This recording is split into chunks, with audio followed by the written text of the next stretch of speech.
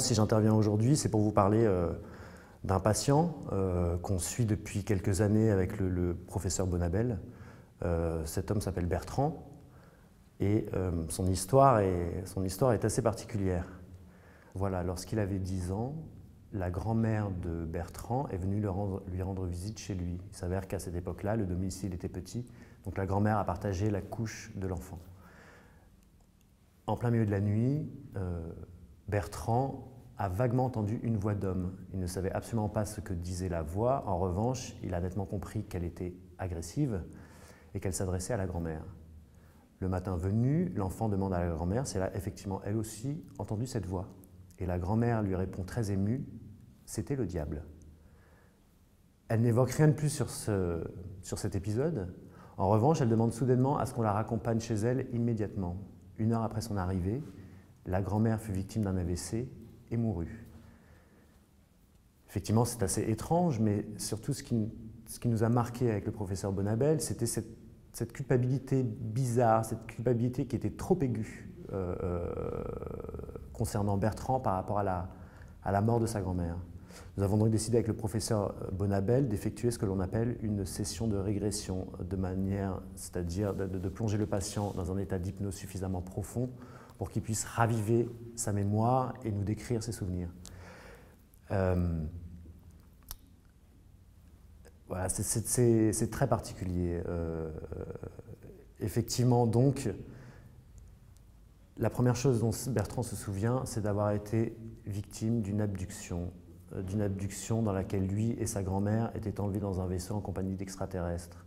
Il se souvient aussi que les extraterrestres ont demandé à la grand-mère qu'elle leur livre ses connaissances pointues concernant les plantes médicinales et eux, en échange, lui donneraient des informations médicales. Voilà, c'est ce que nous savons.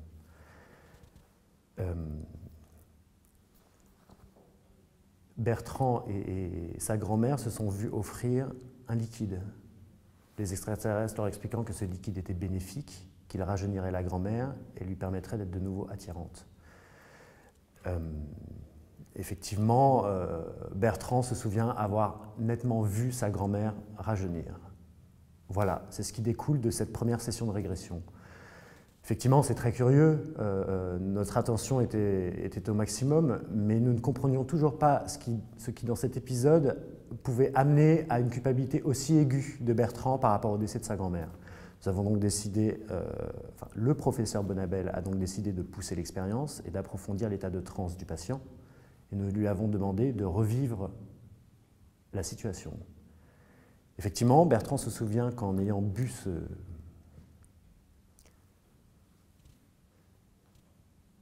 ce liquide, il a tout de suite senti une transformation profonde en lui.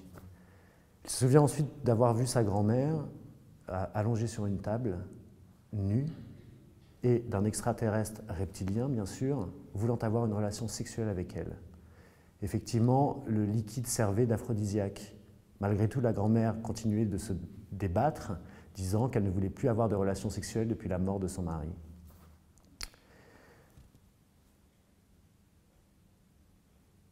C'est très troublant. Voilà, après que la grand-mère ait voulu se débattre, le reptilien a ri et il a quitté la chambre. Lorsqu'il est revenu quelques instants après, il était accompagné d'un homme qui ressemblait exactement au mari de la grand-mère. La vieille femme décida donc de céder et d'avoir un rapport sexuel avec lui. Au cours de cet acte, elle se rend compte que l'image de son mari n'est autre en fait qu'une illusion cruelle. C'est le reptilien qui était sur elle. Une fois que l'extraterrestre eut fini avec la grand-mère, il souleva Bertrand,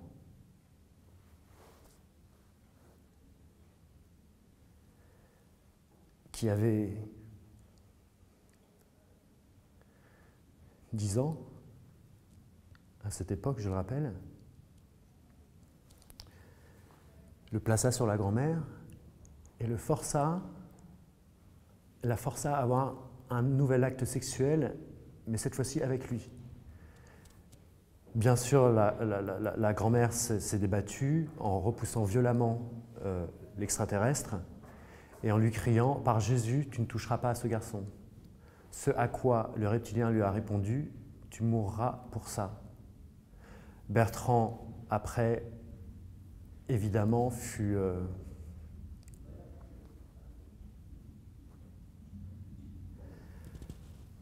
il fut agressé sexuellement par l'extraterrestre, le forçant à avoir des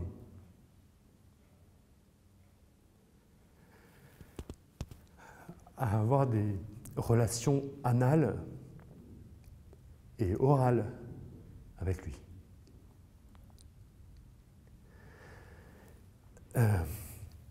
Pardon.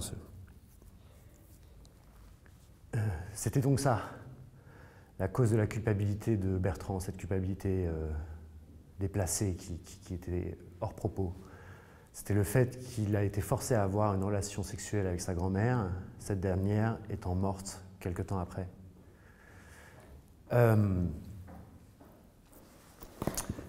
Selon moi, il y a trois grandes familles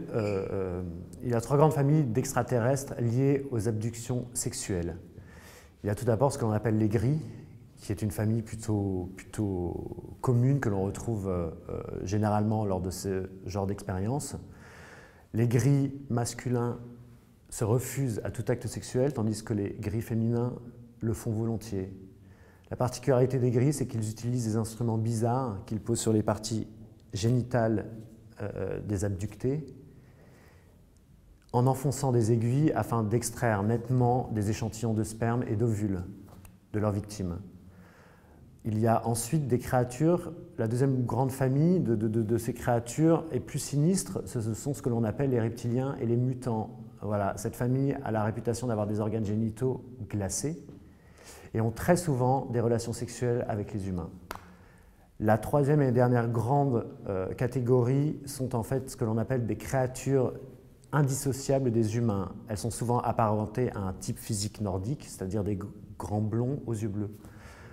Nous nous demandons si effectivement les extraterrestres sont vraiment une entité bienveillante à l'égard de l'espèce humaine parce qu'ils agissent uniquement pendant la nuit, lorsque l'humain est faible et sans défense, leur laissant ensuite que quelques stigmates, c'est-à-dire des cicatrices ou des brûlures, ou quelquefois même des implants. On a vraiment retrouvé des implants d'origine extraterrestre à l'intérieur des patients.